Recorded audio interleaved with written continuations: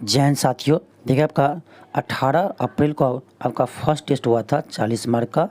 तो देखिए आप ये 40 मार्क का जो टेस्ट हुआ था आप देख सकते हैं कि जनरल स्टडी 40 मार्क आप देख सकते हैं, इसका मार्क्स भी देख सकते हैं 40 में 40 एक स्टूडेंट ने ये मार्क्स लाया है। ठीक है, आप देखिए पेपर आप देख सकते हैं। तो आपका ये फर्स्ट टेस्ट हुआ था, इसलिए इसका आज हम डिस्कशन कर लेते हैं। देखिए आपको ऐसे अगला टेस्ट से आपका जो होगा सेकेंड टेस्ट, उसमें आपका इसी में डिस्कशन रहेगा। लेकिन ये फर्स्ट टेस्ट था तो कुछ कारणों से आपका इस क्वेश्चन के साथ आपका डिस्कशन नहीं दे पाए हैं। ठीक है, तो इसीलिए आपका इसमें डिस्कशन करवा देते हैं। लेकिन आपको अगले क्लास से आपको इस टेस्ट का यूट्यूब पर डिस्कशन नहीं कराया जाएगा, क्योंकि ये पेड टेस्ट है, इसलिए यूट्यूब पर इसको नहीं करवाएंगे। तो चलिए देख लीजिए आप क्वेश्चन, यानी क्वेश्चन किस लेवल से सेट किए हैं, आप एक बार क्वेश्चन को देख लीजिए। ठीक है, तो आप देख सकते हैं यहाँ से आपका क्वेश्चन स्टार्ट है। क्वेश्चन आपका फर्स्ट था कि विश्व स्वास्थ्य संगठन यानी WHO ने जनवरी 2024 में किस अफ्रीकी देश को मलेरिया मुक्त घोषित किया है? तो ये क्या था आपका केप वर्डे को, ऑप्शन सी होगा। तो ये क्वेश्चन आपको हम करेंट अफेयर में करवाए भी थे, तो ये क्वेश्चन था, बहुत अच्छा क्वेश्चन है। आगे देखते हैं, क्वेश्चन आपका सेकेंड है। क्वेश्चन कर आपका कि ब्रिक्स से सहमति मिलने के बावजूद भी किस देश ने इसके सदस्य बनने से इनकार कर दिया? तो यह देश था आपका अर्जेंटीना। देखिए अर्जेंटीना को ब्रिक्स की तरफ से यानी सदस्य बनने के लिए अनुमति मिला था, लेकिन अर्जेंटीना ने ब्रिक्स के सदस्य बनने से इनकार कर दिया। तो ये आपका क्वेश्चन यूपी पुलिस में पूछा गया था। ठीक है, और ध्यान रखिएगा आपका 2024 में ब्रिक्स में देखिए आपका पाँच आपका नया सदस्य बना है। इसका नाम तो आप जरूर याद रखिएगा, आपको ऐसे करंट अफेयर में क्वेश्चन करवाए थे। ठीक है, करंट अफेयर में ये क्वेश्चन आपको करवाए थे, लेकिन फिर भी ध्यान रखिए ये देश आपका मिस्र है। ठीक, पहला मिस्र, इथोपिया, ठीक है, इथोपिया है, और आपका है ईरान, ठीक, ईरान, फिर आपका है सऊदी अरब, फिर आपका है UAE। तो ये 5 देश है जो हाल ही में आपका यानी ब्रिक्स का नए सदस्य बना है। ये भी ध्यान रखिएगा, ब्रिक्स का स्थापना कब हुआ था? तो 16 जून 2008 को हुआ था। ठीक है, अब जो आपको देखिए इसका PDF मिलेगा आपका टेस्ट के बाद, उस PDF में आपका पूरे डिस्कशन दिया रहेगा। ठीक है, उस PDF में आपका पूरा डिस्कशन दिया रहेगा। और यह टेस्ट आपका यूट्यूब पर नहीं होगा, ये फिर बता रहे हैं, क्योंकि ये पेड टेस्ट है, तो आपका ग्रुप में ही मिलेगा। ठीक है, जितने भी टेस्ट स्टूडेंट ज्वाइन किए हैं उसी को आपको इसका डिस्कशन के साथ आपका PDF मिलेगा। ठीक है, और आपको मैथ का जो क्वेश्चन है उससे आपको हम हल करवा देंगे, और ये भी जो हल करवाएंगे इसका भी आपका वीडियो उसी को मिलेगा जो टेस्ट ज्वाइन किए हैं, तो आपका टेस्ट वाले ग्रुप में मिल जाएगा। ठीक है, तो ये इसलिए करवा रहे हैं क्योंकि जो स्टूडेंट टेस्ट नहीं दिए हैं वो क्वेश्चन को देखें कि किस क्वेश्चन को किस तरह से हम सेट किए हैं, आपके एग्ज़ाम के पैटर्न पर बिल्कुल सेट किए हैं। एक बार आप जरूर देखिए इस वीडियो को, जो भी टेस्ट नहीं ज्वाइन किए हैं। ठीक है, तो हम आगे बढ़ते हैं। आपका क्वेश्चन थर्ड है। क्वेश्चन कर आपका कि किस राज्य सरकार ने जनवरी 2024 में पहली बार अलग खेल विभाग बनाया है? तो ये बनाया आपका बिहार सरकार। देखिए आज मेरा साउंड थोड़ा सा ख़राब होगा क्योंकि मुझे गला फंस गया है। ठीक है, थोड़ा सा आवाज़ दवा से आ रहा है, तो कोई बात नहीं, थोड़ा कंप्रोमाइज़ कीजिएगा, इसलिए इतना क्लियर आपका आज आवाज़ नहीं आएगा। ठीक है, तो जो भी थोड़ा सा दिक्कत हो रहा है उसको आप कंप्रोमाइज़ कीजिएगा। नेक्स्ट आपका क्वेश्चन 4 है। क्वेश्चन कर आपका वर्ल्ड इकोनॉमिक फोरम की सालाना मीटिंग किस शहर में जनवरी 2024 में हुई है? तो ये आपका हुआ है दावोस में। ठीक है, दावोस यानी स्विट्जरलैंड में हुआ है, ऑप्शन बी होगा। नेक्स्ट आपका क्वेश्चन 5 है। क्वेश्चन कर रहा है इसरो ने किस रॉकेट से आदित्य L1 को लॉन्च किया था? ये क्या था आपका PSLV C57 से, PSLV C57 से किया था। कब किया था? तो 2 सितंबर 2023 को किया था। ठीक है, ध्यान रखिएगा, और PSLV C57 से किया था। और ध्यान रखिएगा आदित्य L1 क्या है? यह एक सूर्य मिशन है। क्वेश्चन आपका 6 है। क्वेश्चन कर आपका कि प्यार का पौधा अभियान बिहार सरकार द्वारा कब प्रारंभ किया गया था? तो ये क्या था आपका 14 फरवरी 2020 को, 14 फरवरी 2020 को बिहार सरकार ने वैलेंटाइन डे के दिन पर यानी दिवस पर ये अभियान शुरू किया था, प्यार का पौधा अभियान। ठीक है, 14 फरवरी 2020 को। नेक्स्ट आपका क्वेश्चन 7 है। क्वेश्चन कर रहा है गणतंत्र दिवस 2024 के परेड में शामिल किस राज्य या मंत्रालय को झांकी का प्रथम पुरस्कार मिला है? तो ये मिला आपका संस्कृति मंत्रालय को, ठीक है, ऑप्शन बी होगा, ठीक है। तो आप देख सकते हैं कि पूरे आपका करंट पे जो क्वेश्चन आप देख सकते हैं कि पूरे आपके एग्जाम के पैटर्न पर करवाए हैं जैसे आपके एग्जाम में पूछा गया था, ठीक है। और देखिए 8 क्वेश्चन आपका करंट से होगा, 8 हिस्ट्री से होगा, वो भी मॉडर्न हिस्ट्री से, 8 ज्योग्राफी से होगा और इंडियन ज्योग्राफी से, और 8 आपका साइंस से होगा, और आपका 8 रहेगा मैथ क्वेश्चन, ठीक है। तो 40 क्वेश्चन है आपके पूरे एग्जाम के पैटर्न पर है, ठीक है। आप एक बार जरूर देखिए इस वीडियो को। एक चीज़ और ध्यान रखिएगा, 2024 में आपका गणतंत्र दिवस पर मुख्य अतिथि कौन थे? तो ये था आपका इमैनुअल मैक्रोन, ठीक है, ध्यान रखिएगा, इमैनुअल मैक्रोन थे, और ये फ्रांस के राष्ट्रपति हैं, ध्यान रखिएगा, ये फ्रांस के राष्ट्रपति हैं। क्वेश्चन आपका 8 है, क्वेश्चन कर रहा है कि भारत के नए संसद भवन का उद्घाटन कब किया गया था? तो ये क्या था आपका 28 मई 2023 को, 28 मई 2023 को प्रधानमंत्री श्री नरेंद्र मोदी जी द्वारा ये उद्घाटन किया गया था, ठीक है, 28 मई 2023 को। इस डेट को आप ध्यान रखिएगा। यह क्वेश्चन शायद आपका इस बार बीपीएससी टीआरई 3 में पूछा गया था, ठीक है। एक चीज और ध्यान रखिएगा, जो नए संसद भवन है उसका मुख्य वास्तुकार कौन है? तो ये आपका है बिमल पटेल, ये भी आपके एग्जाम में पूछा था, ठीक है। तो बिमल पटेल इसके मुख्य वास्तुकार है। नेक्स्ट आपका क्वेश्चन देखिए 9 है, आप देख सकते हैं यहाँ पर आपका करेंट अफेयर का क्वेश्चन आपका समाप्त हो गया। 8 क्वेश्चन आपका करेंट अफेयर से था। अब आपका क्वेश्चन यहाँ से स्टार्ट होता है हिस्ट्री से, ठीक है। और ध्यान रखिएगा हिस्ट्री में आपका 2 से 3 क्वेश्चन बिहार स्पेशल से आपका हिस्ट्री का क्वेश्चन इसमें आपका सम्मिलित करता है, ठीक है। बीपीएससी आप देखे होंगे 40 मार्क वाले में, तो हम भी आपको इसी तरह से 2 से 3 क्वेश्चन आपका बिहार स्पेशल से भी इसमें ऐड किए हैं, ठीक है। तो सेम टू सेम पैटर्न है, एक बार जरूर आप पूरे इस वीडियो को देखिए, क्वेश्चन को आप जरूर देखिए, ठीक है। क्वेश्चन का है 6 अप्रैल 1930 को चंपारण में नमक सत्याग्रह का नेतृत्व किसने किया था? ये क्या था आपका बिपिन बिहारी वर्मा।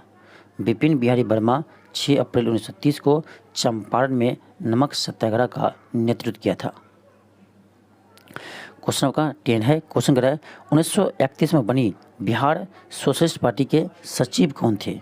देखिए इसका सचिव थे जयप्रकाश नारायण जी, और इसका अध्यक्ष थे आचार्य नरेंद्र देव, ठीक है। इसके अध्यक्ष थे आचार्य नरेंद्र देव, ठीक है, ध्यान रखिएगा। क्वेश्चन का क्वेश्चन 11 है, क्वेश्चन कर रहा है कश्मीर घाटी के अंतिम मुगल शासक जिन्हें मुगल सम्राट अकबर द्वारा बिहार में निर्वासित किया गया था दफन है, इसका दफन कहाँ पर किया गया है? तो ये किया गया आपका नालंदा में, ठीक है, ऑप्शन डी होगा। नेक्स्ट आपका क्वेश्चन है क्वेश्चन 12 है, क्वेश्चन कर रहा है बंगाल का विभाजन प्रभावी हुआ था? तो बंगाल विभाजन प्रभावी हुआ था आपका 16 अक्टूबर 1905 को। लॉर्ड कर्जन ने बंगाल विभाजन किया था, ये भी ध्यान रखिएगा। और बंगाल विभाजन को रद्द कब किया था? तो दिल्ली दरबार में 1911 में इसे रद्द कर दिया था, ठीक है, बंगाल विभाजन को, ये भी ध्यान रखिएगा। नेक्स्ट आपका क्वेश्चन है क्वेश्चन 13 है, क्वेश्चन का आपका किस अधिनियम के बारे में जवाहरलाल नेहरू ने कहा था कि हमें एक ऐसी कार दी गई है जिसमें सब कुछ है लेकिन सब ब्रेक थे परंतु इंजन नहीं था? तो ये कहा था आपका भारत सरकार अधिनियम 1935 को, ठीक है। भारत सरकार अधिनियम 1935 को के बारे में जवाहरलाल नेहरू ने कहा था कि हमें एक ऐसे कार दी गई है जिसमें सब ब्रेक तो थे लेकिन इसमें इंजन ही नहीं था, ठीक है। नेक्स्ट है क्वेश्चन 14 है, क्वेश्चन करा है कि ब्रिटिश का भारतीय सर्जन की उपाधि प्रथम विश्व युद्ध के दौरान सरकार ने अपना सहयोग के देने के कारण किन्हें प्राप्त था? तो देखिए ये कहा गया था महात्मा गांधी जी को भर्ती का सर्जेंट, ठीक है, ऑप्शन आपका बी होगा। नेक्स्ट आपका क्वेश्चन 15 है, क्वेश्चन करा है व्यक्तिगत सत्याग्रह आंदोलन के प्रथम सत्याग्रही कौन थे? तो ये थे आपका विनोबा भावे, ठीक है। आपसे पूछा जाए कि इसके दूसरे सत्याग्रही कौन थे? तो ये था आपका जवाहरलाल नेहरू, ठीक है। और आपसे पूछा जाए कि इसके तीसरे सत्याग्रही कौन थे? तो ये था आपका ब्रह्मदत्त, ठीक है। ये आपका क्वेश्चन एग्जाम में पूछा था एक बार बीपीएससी ने। तो तीसरे सत्याग्रही का भी नाम रखिए याद, ब्रह्मदत्त, और दूसरे है जवाहरलाल नेहरू, और प्रथम आपका है विनोबा भावे, ठीक है, ऑप्शन सी होगा। नेक्स्ट आपका क्वेश्चन है क्वेश्चन 16 है, क्वेश्चन कर आपका कि निम्नलिखित में से कौन सी घटना सबसे पहले हुई? ठीक है, निम्न में से कौन सी घटना सबसे पहले हुई? तो ध्यान रखिएगा संथाल विद्रोह, देखिए इसमें आपका संथाल विद्रोह जो हुआ था ये आपका हुआ था 1855 से 56 के बीच हुआ था, ठीक है। और मुंडा विद्रोह आपको पता है ये हुआ था आपका 1899 से 1900 के बीच हुआ था आपका मुंडा विद्रोह। फिर आपका है ताना भगत विद्रोह आंदोलन, तो ये आपका हुआ था 1914 में, ठीक है, 1914 में। तो अब देखा जाए इसमें सबसे पहले कौन हुआ था, तो आपका हो जाएगा संथाल विद्रोह, जो आपका 1885 से 86 के बीच हुआ था, ठीक है। आपका हो जाएगा संथाल विद्रोह, ऑप्शन आपका हो जाएगा ए। क्वेश्चन आपका 17 है। क्वेश्चन अब देखिए यहाँ से आपका साइंस स्टार्ट है, ठीक है, हिस्ट्री खत्म हो गया, साइंस है। क्वेश्चन कह रहा है कि दो कण कुछ दूरी पर रखे गए हैं, यदि दोनों कण के द्रव्यमान दुगुनी कर दिया जाए और उनके बीच की दूरी अपरिवर्तित रखे तो उनके बीच गुरुत्वाकर्षण बल क्या होगा। देखिए कहने का अर्थ ये हुआ, कह रहा है कि कुछ दूरी पर दो को द्रव्यमान कर रखें, यहाँ m1 रख दीजिए, यहाँ पर आपका m2 रख दीजिए, दूरी r है, तो इसके बीच में फोर्स लगता है, फोर्स ऑफ अट्रैक्शन, ठीक है, ग्रेविटेशनल फोर्स। तो ये कर आपका देखिए कि ये इतना डिस्टेंस पर है। अब क्या कर रहा है, कर इसका दोनों का मास क्या करते हैं, दोगुना कर देते हैं, यानी ये भी 2m1 हो जाएगा, ये आपका 2m2 हो जाएगा, लेकिन बीच का दूरी चेंज नहीं करते हैं, ठीक है। तो कह रहा है आपका ये फोर्स है वह क्या होगा, गुरुत्वाकर्षण बल जो है उसके बीच में क्या होगा, ठीक है। तो हम यहाँ पर पहले निकाल लेते हैं, ठीक है। शुरू वाला केस में F क्या होगा, तो आपको पता होगा ये होता है आपका Gm1 इंटू m2 बटे r² होता है। इसको F1 ले लीजिए, यहाँ पर लीजिए F2, ये आपका Gm1 की जगह होगा क्या, 2m1 होगा, ठीक। m2 की जगह क्या होगा, 2m2 होगा, ठीक, बटे r² होगा। अब क्या कीजिए, इस दोनों फोर्स को क्या कीजिए, डिवाइड कर दीजिए, F1 और F2 को, ठीक है। F1 और F2 को आप डिवाइड कीजिए।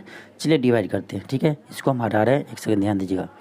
तो आपका यहाँ पर F1 बटे F2 जो करेंगे, तो यहाँ पर आपका आएगा क्या, Gm1 into m2 bye r² बटे यहाँ 2m1 था इंटू 2m2 था, तो दो दूनी क्या होगा, 4 हो जाएगा, ठीक है। m1 इंटू m2 बटे r² तो r² ही है, r² कर जाएगा, Gm1 m2 कट जाएगा, यहाँ भी Gm1 m2 कट जाएगा, ठीक है।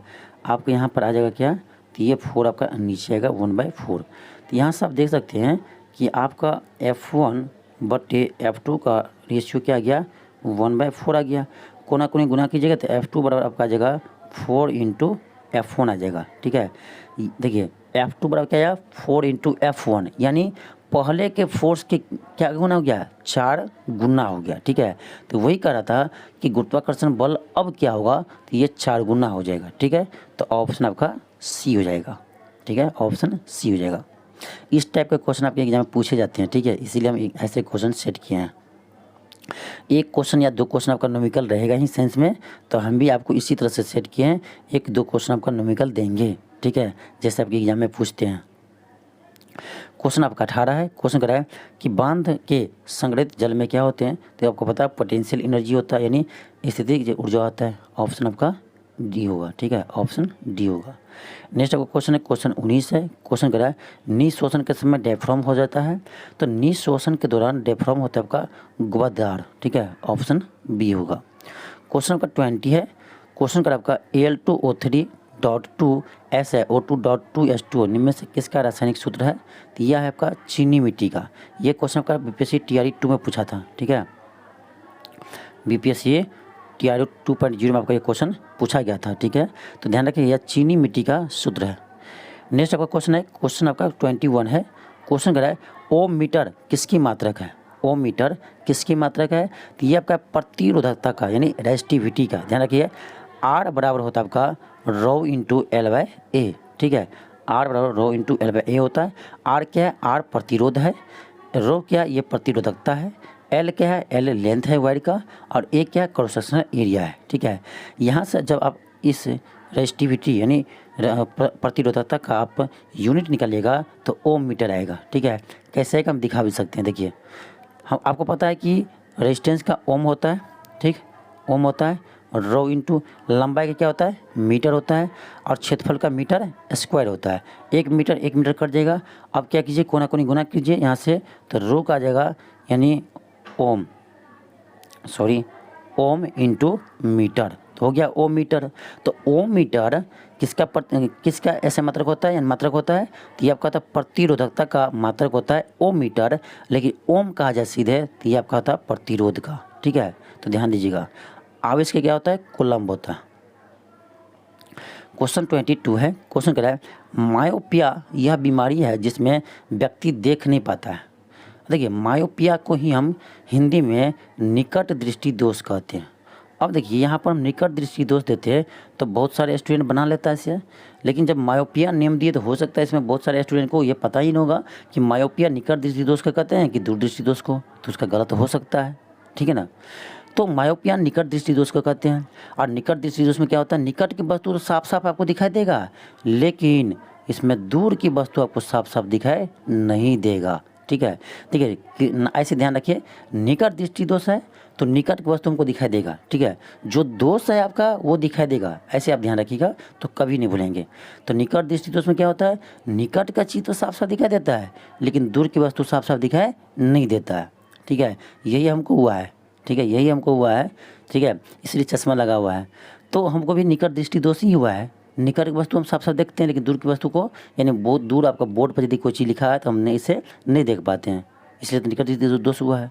तो क्या होगा कि दूर की वस्तु को साफ साफ नहीं देख पाते हैं, इसीलिए निकट दृष्टि दोष के उपचार करने के लिए अवतल लेंस का प्रयोग करते हैं, ठीक है। अवतल लेंस का प्रयोग करते हैं। अवतल लेंस का क्षमता क्या होता है, तो निगेटिव होता है, ये ध्यान रखिएगा, ठीक है। जिसके भी आपका चश्मा का पावर माइनस में है, अब समझिए कि आपका निकट दृष्टि दोष हुआ है, यानी अवतल लेंस लगा हुआ है। यदि किसी का लेंस का पावर यदि पॉजिटिव है तो आप समझिएगा आपको दूर दृष्टि दोष हुआ है और आपका लेंस जो लगा है वो उत्तल लेंस लगा है, ठीक है, उत्तल लेंस लगा है, ये भी ध्यान रखिएगा।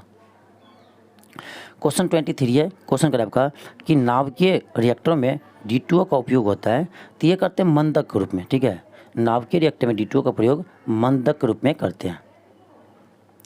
क्वेश्चन 24 है आपका। क्वेश्चन करा है कि मनुष्य के शरीर में किस अंग में लिम्फोसाइट का निर्माण होता है। अब देखिए यहाँ पर बहुत सारे स्टूडेंट गलती किया होगा, क्योंकि लिम्फोसाइट उसको पता है कि अस्थि मज्जा में होता है, ठीक है, ठीक है, अस्थि मज्जा में होता है, लेकिन तिल्ली में भी होता है, अस्थि मज्जा और तिल्ली भी होता है।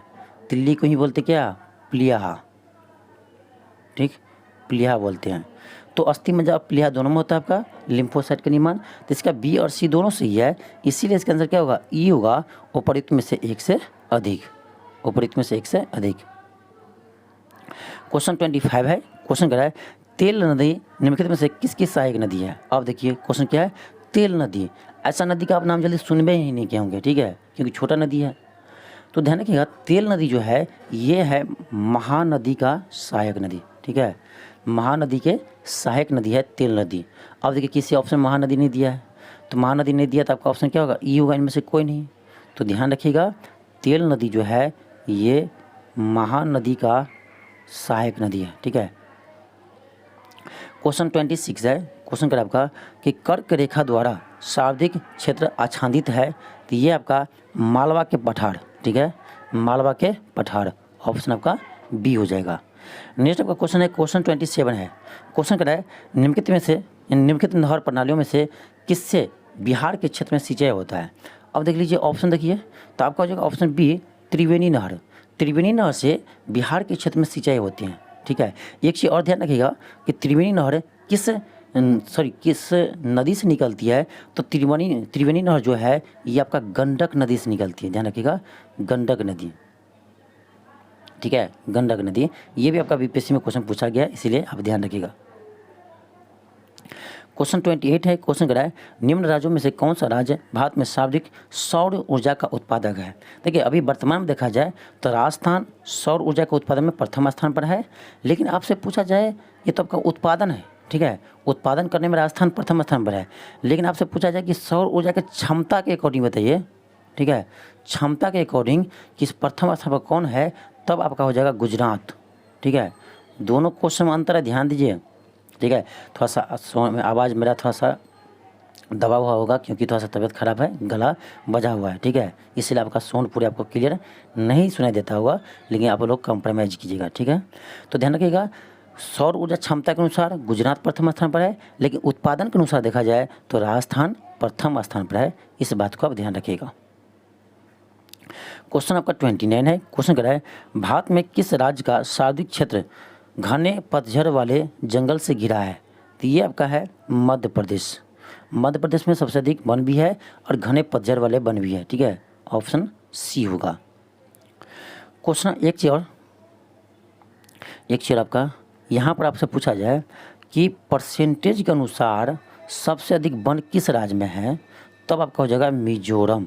ठीक है, मिजोरम में परसेंटेज के अनुसार आपका वन सबसे अधिक है। ठीक है, तो ये भी ध्यान रखिएगा, परसेंटेज के अनुसार आपका हो जाएगा मिजोरम। क्वेश्चन 30 है। क्वेश्चन कह रहा है बिहार राज्य में गंगा के किनारे स्थित जिलों की संख्या है। तो ये आपका है 12 जिला। ठीक है, ऑप्शन सी होगा। आप लोग कमेंट बॉक्स में बताइएगा कि कौन कौन सा जिला है जो गंगा के किनारे स्थित है। ठीक है, ये जो 12 जिला है उसका नाम आप लोग कमेंट बॉक्स में जरूर बताइएगा। क्वेश्चन 31 है। क्वेश्चन कह रहा है बिहार में कानून द्वारा गोवध किस वर्ष प्रतिबंधित किया गया था, यानी गौ हत्या। ठीक है, गौ हत्या बिहार में कब बंद किया था, तो ये किया था आपका 1955 में। ठीक है, ऑप्शन डी होगा, ध्यान रखिएगा 1955 में किया था। तो आप लोग ये देख के बताइए कि आपको पेपर कैसे लग रहा है। ठीक है, ये आपके एग्ज़ाम के पैटर्न पर बिल्कुल बना हुआ है। आप पूरे पेपर देखिए, बिल्कुल आपको लगेगा कि एग्ज़ाम के पैटर्न पे ही क्वेश्चन बना है। ठीक है, इसी तरह से आपका डेली टेस्ट होगा, जो भी टेस्ट का शेड्यूल है उसी अनुसार आपका इसी तरह से आपका टेस्ट होगा। नेक्स्ट है क्वेश्चन 32 है। क्वेश्चन कह रहा है निम्नलिखित में से किस राज्य में काली मिट्टी पाई जाती है। देखिए, कर्नाटक के कुछ भाग में पाई जाती है और गुजरात के भी कुछ भाग में पाई जाती है। ठीक है, तो कर्नाटक, गुजरात, महाराष्ट्र के कुछ क्षेत्र है जहाँ पर काली मिट्टी पाई जाती है, और आंध्र प्रदेश है, आंध्र प्रदेश के भी कुछ भाग में आपका काली मिट्टी पाई जाती है, और आपका है तमिलनाडु। ठीक है, तमिलनाडु के क्षेत्र में भी कुछ आपका काली मिट्टी पाई जाती है। आपको पता है काली मिट्टी कपास की खेती के लिए उपयुक्त होता है, ये भी आपको पता होना चाहिए। तो इसका आंसर क्या होगा, बी और सी, सॉरी ए और बी दोनों सही है, तो ऑप्शन डी हो जाएगा, उपरोक्त में से एक से अधिक। ठीक है, आपका ऑप्शन डी हो जाएगा। क्वेश्चन आपका 33 है। अब देखिए यहाँ से आपका मैथ स्टार्ट है। ठीक है, यहाँ से आपका 8 क्वेश्चन आपका मैथ से होगा। क्वेश्चन आपका देखिए क्या है, क्वेश्चन का आपका यदि 5 के पावर x² + 2x + 7 बराबर 125 के पावर 2x + 1 हो तो x का मान क्या होगा। सिंपल क्वेश्चन है। क्या देखिए, क्या कीजिए, इधर जो आपका है 5 के पावर x² + 2x + 7, इधर आपका क्या है 125 का पावर है, तो 125 को हम देखिए ऐसे लिख सकते हैं क्या, 5 का क्यू 125 होता है, बिल्कुल होता है। तो हम 125 को लिख सकते हैं 5 का क्यू, और पावर जो है वहाँ क्या होगा, गुना हो जाएगा। ठीक, समझ गए। अब देखिए क्या करेंगे, यहाँ बेस 5 है, यहाँ बेस 5 है। जब बेस क्या हो, बराबर हो, तो आपका पावर भी बराबर ही होते हैं, यानी इसके बराबर ये आपका हो जाएगा। ठीक है, तो यहाँ से हम क्या करेंगे, यहाँ से इस दोनों को बराबर कर देंगे, x² + 2x + 7 बराबर क्या था, 3 × 2x + 1 था। अब हम क्या करेंगे, यहाँ से देखिए आपका क्वाड्रेटिक इक्वेशन आएगा, 3 दूनी 6x + 3। अब इसको इधर लाइए, इसको भी इधर लाइए, तो आपका जगह x² हम डायरेक्ट करते हैं, 6x में से 2x आएगा, -4x आएगा। यहाँ आपका 7 में से 4 गया तो 3 गया तो 4 आएगा, ये आपका आ जाएगा x² - 4x + 4/0। ठीक है, ये आपको पता है क्या है, x - 2 का होल स्क्वायर है, ये तो आपको पता होना चाहिए। ठीक है, यहाँ से आपका आ जाएगा x बराबर क्या, यहाँ से हम करेंगे x - 2 = 0, यहाँ से आएगा आपका x = 2 आएगा, x = यहाँ से 2 आया, यानी आपका ऑप्शन नंबर डी हो जाएगा। ठीक है, ऑप्शन डी हो जाएगा 2। नेक्स्ट आपका क्वेश्चन है, क्वेश्चन 34 है। क्वेश्चन कह रहा है कि डायरी DARY एंड डायरी अक्षरों से कितने शब्द बनाए जा सकते हैं, चाहे उनका अर्थ हो या नहीं हो। ठीक है, इसका अर्थ बने ना या ना बने, लेकिन कितने इससे हम शब्द बना सकते हैं। ठीक है, तो एक चीज़ ध्यान रखिए, ये जो आपका शब्द है डी है, आई है, ए है, आर है, वाई है, तो कितना है, 1 2 3 4 5 है, 5 है। तो क्या कीजिए, ये इसका 5 फैक्टोरियल हो जाएगा। अब देखिए कोई वर्ड रिपीट कर रहा है, तो यहाँ कोई भी लेटर रिपीट नहीं कर रहा है, यहाँ वाई है, यहाँ आर है, यहाँ ए है, यहाँ आई है, यहाँ डी है, कोई रिपीट नहीं कर रहा है। देखिए यहाँ पर जितना रिपीट करता है ना, जैसे वाई 2 बार रिपीट करता है तो यहाँ 2 फैक्टोरियल से डिवाइड करते हैं, लेकिन रिपीट नहीं कर रहा था, हम यहाँ से डिवाइड नहीं करेंगे। तो इसका आंसर क्या होगा, 5 फैक्टोरियल ही इसका आंसर हो जाएगा। अब 5 फैक्टोरियल का कैसे आप वैल्यू निकालिएगा, ये आपको पता होना चाहिए। तो क्या कीजिए, 5 से आप बैक जाइए, आप ठीक है डाउन जाइए वहाँ से नेचुरल नंबर में। ठीक है, तो 5 है, इसको गुना हो जाएगा 4, इससे कम 3, इससे कम 2, इससे कम 1। ठीक है, 1 तक आप जाएंगे। ठीक है। ठीक है। तो इसका वैल्यू गुना कीजिए, कितना होगा, ये गुना कीजिएगा तो 120 आएगा, यानी 120 शब्द हम बना सकते हैं, ठीक है। तो आपका आंसर क्या होगा, ऑप्शन ई होगा, इनमें से कोई नहीं। आप यदि पेपर दिए होंगे तो आपको दिखाई दिया होगा कि 40 मार्क में भी कभी आपका प्रोबेबिलिटी से क्वेश्चन पूछ देता है, कभी एक क्वेश्चन परमुटेशन से पूछ देता है, कभी कॉम्बिनेशन से पूछ देता है। तो इस तरह के क्वेश्चन आपके एग्जाम में रहते हैं, ठीक है। इसी तरह इसीलिए आपको ऐसे क्वेश्चन सेट किए हैं, ठीक है। तो आपको वही फीलिंग होगा जो आप एग्ज़ाम दिए थे, वहाँ फीलिंग हुआ था। सॉरी, थोड़ा सा मिस्टेक हो गया, सॉरी, थोड़ा सा तबीयत खराब है इसलिए से हो रहा है। तो आप एग्ज़ाम जैसे दिए थे ना, वैसे ही आपका माहौल ऐसे यहाँ भी आपको दिखाई देगा, ठीक है। लगेगा आपको हम एग्ज़ाम हॉल में ही है, क्योंकि पेपर आपको उसी तरह से बनाया जा रहा है, ठीक है।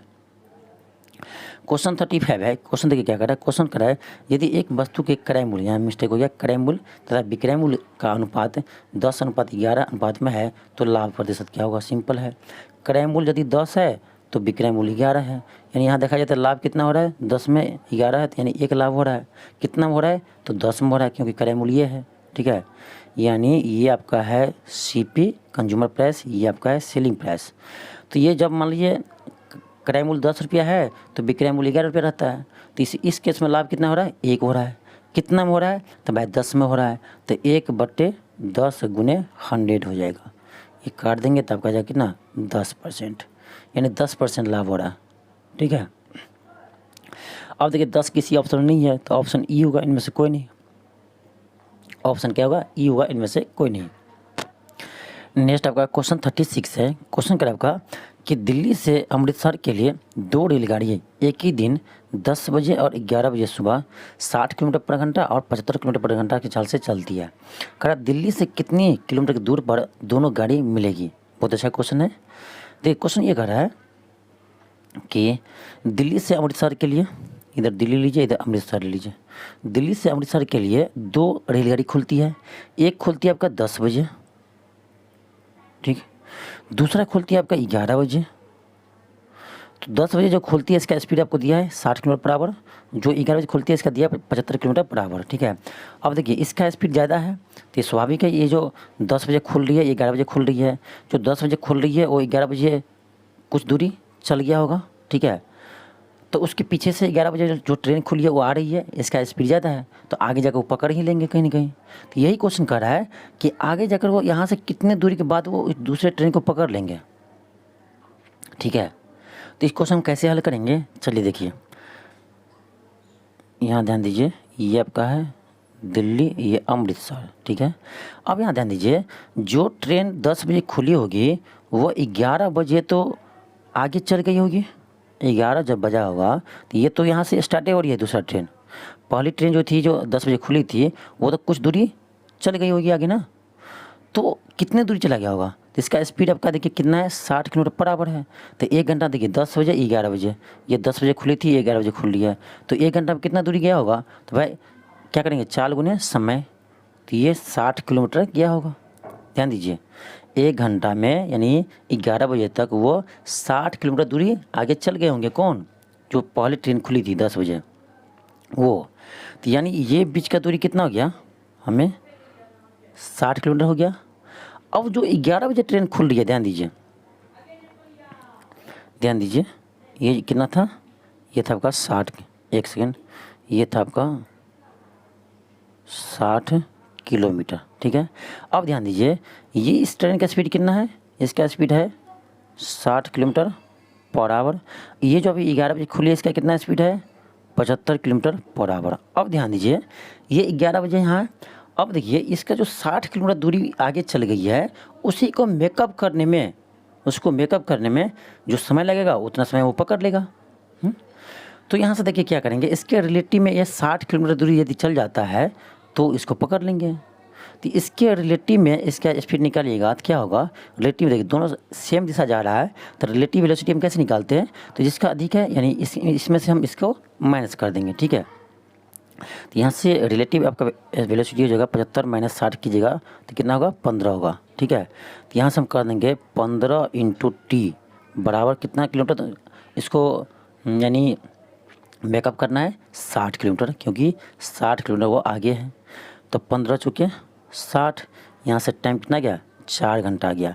यानी ध्यान दो, यहाँ से आप ध्यान दीजिए कि 4 घंटा कितने बजे के बाद, 11 बजे के बाद, ध्यान दीजिए 11 बजे के बाद यहाँ से 4 घंटा और चलेंगे तब वह उसको पकड़ लेंगे। 4 घंटा और चलेंगे तो ध्यान दीजिए यहाँ से ये तो 60 किलोमीटर पहले दूरी आ चुका है आगे, और देख लीजिए आगे कितना गया होगा पकड़ने के लिए। तो इसका स्पीड कितना है, अगला वाला इसका स्पीड कितना था, 60 था। 60 गुने 4, 6 चौक 24, 240 हो जाएगा। देखिए 240 किलोमीटर यहाँ पर और 60 किलोमीटर वो पहले चल चुका है। तो यानी इसको पकड़ेंगे कितनी दूरी पे यहाँ से, तो 240 प्लस 60 कर देंगे तो 300 किलोमीटर आ जाएंगे। तो यानी वह ट्रेन उसको पकड़ लेंगे 300 किलोमीटर आगे जा कर के, ठीक है। तो 300 किलोमीटर दूरी जाने पर ये ट्रेन इसको पकड़ लेंगे, ठीक है। तो ऑप्शन आपका डी हो जाएगा। आई होप आपको समझ में आया होगा। नेक्स्ट आपका क्वेश्चन है, क्वेश्चन 37 है। क्वेश्चन करा आपका क्वेश्चन 37 है। क्वेश्चन करा है अनिल और सुमन मिलकर किसी काम को 12 दिन में कर सकते हैं, जिसे अनिल अकेला 20 दिन में कर सकता है। यदि सुमन अकेला इस काम को करना पड़े तो कितना दिन लगेगा। सिंपल क्वेश्चन है। ऐसा ही क्वेश्चन आपका एग्जाम पूछा था, ध्यान रखिए। देखिए टाइम एंड वर्क से एक क्वेश्चन हम सेट किए हैं, ठीक है। आप देख सकते हैं ये आपका ट्रेन से एक क्वेश्चन सेट किए हैं। आप देख सकते हैं यहाँ क्रैमुल विक्रैमुल से एक क्वेश्चन सेट किए हैं, ठीक है। आप यहाँ देख सकते प्रोबेबिलिटी से क्वेश्चन सेट किए हैं। तो जैसे आपके एग्जाम में क्वेश्चन पूछे जाते हैं उसी तरह से आपका क्वेश्चन हम यहाँ सेट किए हैं। तो आप जो यहाँ पर सेट टेस्ट लगाइएगा तो आपको लगेगा कि आप एग्जाम हॉल में ही है, ठीक है, बता रहे हैं, क्योंकि उसी पैटर्न पर है। क्वेश्चन 37 है। क्वेश्चन करा है कि अनिल और सुमन मिलकर किसी काम को 12 दिन में करते हैं, ठीक है।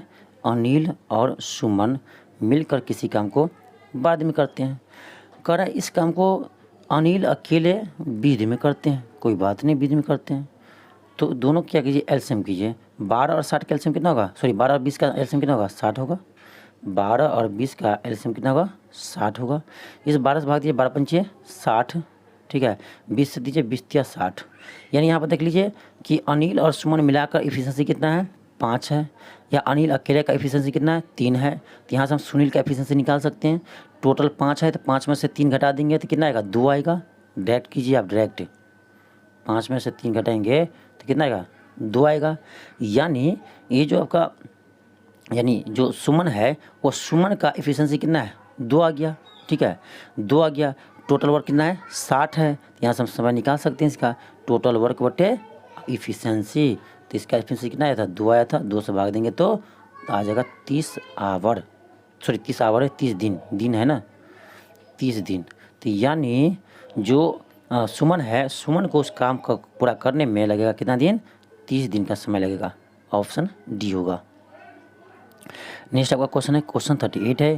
क्वेश्चन करा है निम्नलिखित में से कौन सा कथन असत्य है, यानी गलत है, ठीक है। कौन सा कथन गलत है। जब भी असत्य मिले तो यहाँ पर लिख लीजिए गलत है, आपका गलती नहीं होगी एग्जाम में, ठीक है।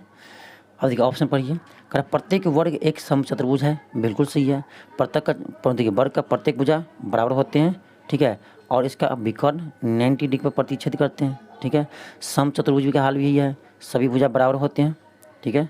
सभी भुजा क्या होते हैं, बराबर होते हैं। और इसका भी विकर्ण 90 डिग्री पर प्रतिच्छेद करते हैं। तो ये कह सकते हैं कि प्रत्येक वर्ग एक समचतुर्भुज है, लेकिन इसका उल्टा गलत हो जाएगा कि प्रत्येक समचतुर्भुज एक वर्ग है, ये उल्टा गलत हो जाएगा, लेकिन इधर सीधा सही है, ठीक है। उल्टा क्यों गलत होगा, क्योंकि समचतुर्भुज का ये जो कोण है 90 डिग्री नहीं होता है, ठीक है।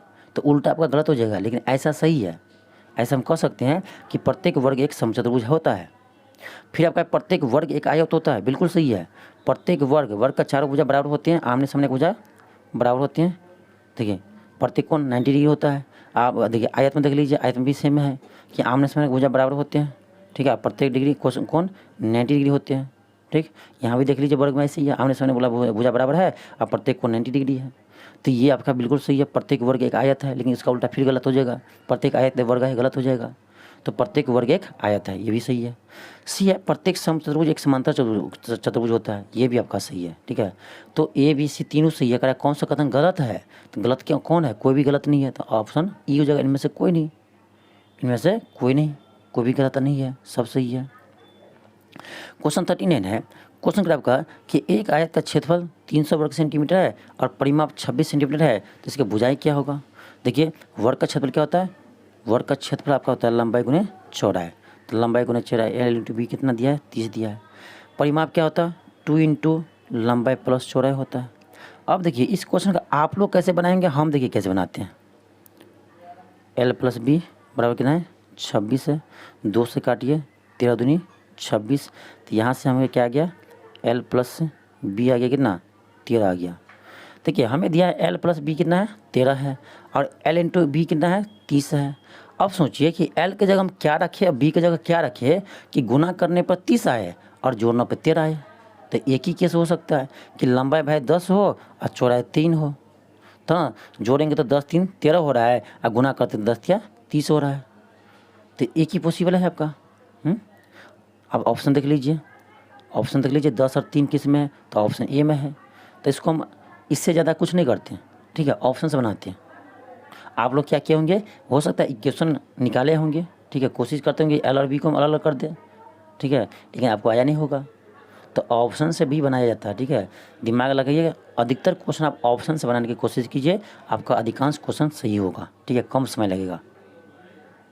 क्योंकि यहाँ पर दिख रहा है कि हमको जोड़ने पर 13 आना चाहिए, गुना करने पर 30 आना चाहिए। तो ऑप्शन से देख लीजिए 10 और 3 को जोड़े 13 आ रहा है, गुना करे तो 30 आ रहा है, ऑप्शन ए होगा। बी को चेक कीजिए 6 5 11 आ रहा है जबकि 13 होना चाहिए, ये नहीं होगा। सी देख लीजिए 15 2 17 आ रहा है जबकि 13 होना चाहिए, ये भी नहीं होगा। तो ऐसे आपका छट रहा है, तो ऑप्शन आपका ए ही होगा 10 और 3, ठीक है, उसको ज़्यादा कुछ करना नहीं था। क्वेश्चन आपका 40 है, क्वेश्चन कह रहा है प्रथम 10 अभाज्य संख्याओं का औसत चुनें।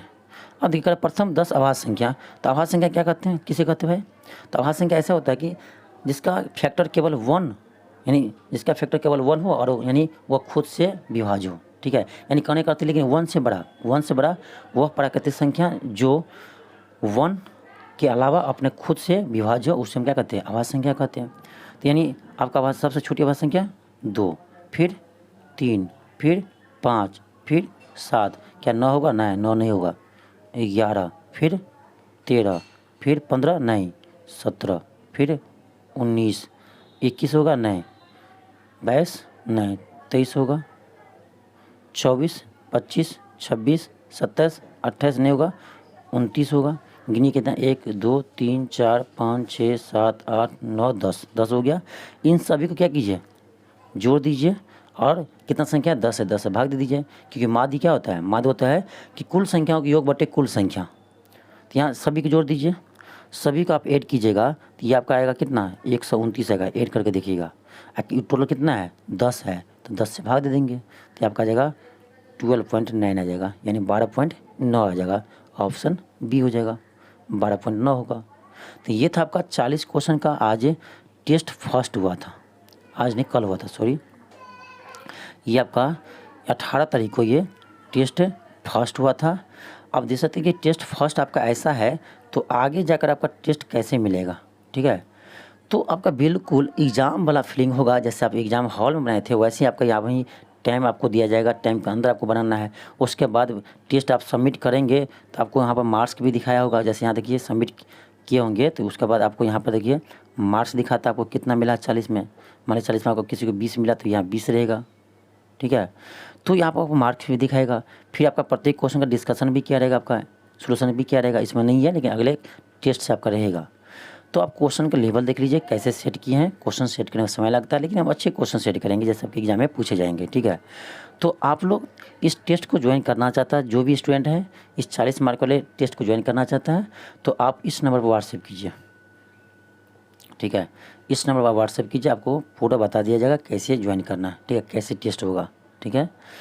तो देखिए टेस्ट देने से फ़ायदा ये है आपका कि आपके एग्ज़ाम तक आप यदि 40 मार्क को नहीं भी पढ़ते हैं, अपने विषय पर ध्यान देते हैं तो एग्ज़ाम तक आप टेस्ट देते रहेंगे तो ये कन्फर्म है कि आपका 40 नंबर में 30 प्लस मार्क ही आपका आएगा। हाँ, आप पढ़ाई भी करते हैं तो ये आप 40 में 35 भी ला सकते हैं, 38 भी ला सकते हैं, ठीक है। देखिए होता क्या है 6 to 12 वाले स्टूडेंट को कि अपने विषय में मार्क्स ला लेते हैं, ठीक है, क्योंकि वो सब नहीं पढ़ता है, लेकिन ये 40 नंबर वाले में उसको मार्क्स नहीं आ पाते हैं। हम देखें बहुत सारे स्टूडेंट को, इसीलिए हम ये टेस्ट शुरू किए हैं, ठीक है। तो 40 में किसी को 15 सही हो रहा है, किसी को 12 सही हो रहा है, किसी को 15 सही हो रहा है, किसी को 10 सही हो रहा है, तो इसमें रिजल्ट कहाँ से होगा, नहीं होगा रिजल्ट। तो इस पर भी ध्यान दीजिए, 40 नंबर पर भी ध्यान दीजिए। आप मत पढ़िए कुछ, लेकिन टेस्ट लगाइए डेली। टेस्ट लगाने से भी फायदा होता है, डिस्कशन मिलेगा, उसमें बहुत चीज़ आपको सीखने को मिलेगा। आपको हम हल करवाएंगे, वहाँ भी आपको सीखने को मिलेगा। तो टेस्ट दीजिए, टेस्ट देने से भी आपका बहुत बेनिफिट होगा। एग्ज़ाम के लास्ट तक आप देखिएगा 40 में तो हर विद्यार्थी 30 प्लस लाएगा नंबर, ये गारंटी है। एग्ज़ाम में आपका 35 भी आ सकता है, क्योंकि आपका जो क्वेश्चन हम सेट करेंगे वो आपके एग्ज़ाम से थोड़ा सा हार्ड रहेगा, ठीक है। तो आप देख लीजिए कि एनसीईआरटी पैटर्न पर हम टेस्ट लेकर आए हैं। जिसको भी टेस्ट ज्वाइन करना है आप इस नंबर व्हाट्सएप कीजिए, आपको ज्वाइन कर दिया जाएगा। जो भी प्रोसेस है आपको बता दिया जाएगा, ठीक है। लेकिन एक चीज़ ध्यान रखिएगा, आज के बाद ये आपका यूट्यूब पर डिस्कशन नहीं होगा। डिस्कशन करवाना भी रहेगा तो आपको हम इस ग्रुप में आपको हम वीडियो प्रोवाइड करवा देंगे, ठीक है। डिस्कशन के साथ आपको ग्रुप में मिल जाएगा, ठीक। ये पहला टेस्ट था, इसीलिए हम उसे डिस्कशन करवा दिए हैं यूट्यूब पर कि और भी विद्यार्थी देखिए कि आखिर टेस्ट किस लेवल का होता है, ठीक है। टेस्ट किस लेवल का होता है। तो देखिए टेस्ट के बाद आपका एक चीज़ और ध्यान रखिएगा, इसका सोल्यूशन के साथ आपको पीडीएफ भी मिलेगा, ठीक है। पीडीएफ में आपका पूरा सोल्यूशन किया रहेगा, डिस्कशन किया रहेगा, वो पीडीएफ भी आपको फाइनल मिलेगा टेस्ट के बाद, ठीक है, टेस्ट देने के बाद। हाँ, और क्या करते हैं, रैंक भी निकालते हैं। आपका रैंक भी मिलेगा कि आपका रैंक क्या आया है, कितना नंबर लाए हैं आप, इतने स्टूडेंट में आपका रैंक क्या है। जब यहाँ आप अपना रैंक सुधारिएगा तो आपका एग्ज़ाम में ऑटोमेटिक सुधर जाएगा, ठीक है। तो टेस्ट देना इसलिए ज़रूरी है।